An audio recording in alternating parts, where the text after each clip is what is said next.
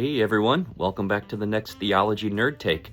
Today, it's getting interesting and geeky and nerdy by doing some forensic theology. We're investigating the moment when we invented the God that Christians tend to worship today. Right? How that invention of this particular idea of God paved the way to things like nihilism, nothing really matters, or fascism that we see today, like give me all the power.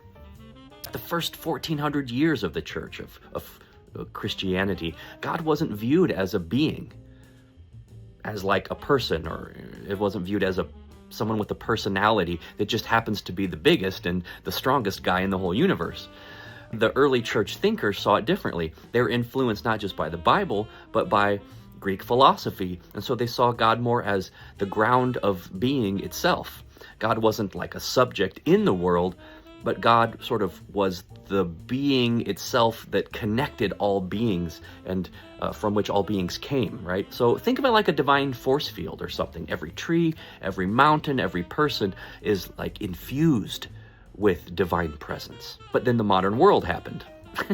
Certain thinkers like Duns Scotus and William of Ockham and others, these guys started treating God like an individual being, an individual person writ large in the sky, a projection of our own egos. They kind of took God out of the world and away from human experience and put God up there, out there somewhere. And it changed things. It stripped our lives and our experience of this divine infusion. We disenchanted the world, right? Once God is just a big subject in the sky, the world becomes sort of a pile of dead resources to be, extracted, used, dominated, exploited. If God is just the biggest boss, the power can be abused by those who see themselves aligned by that boss, right? And it leads straight to this nihilistic worldview where might makes right.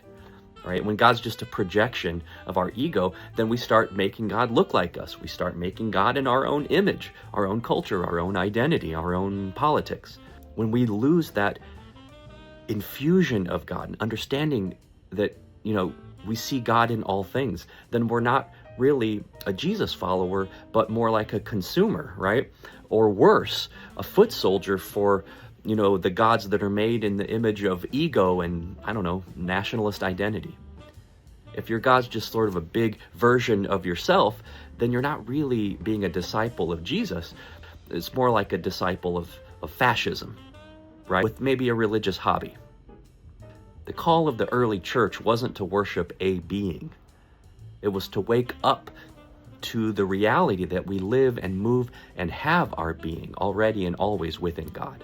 So we got to stop looking for a boss in the sky and start looking for the sacredness right here within ourselves. That's the Theology Nerd Take for today. See you next time.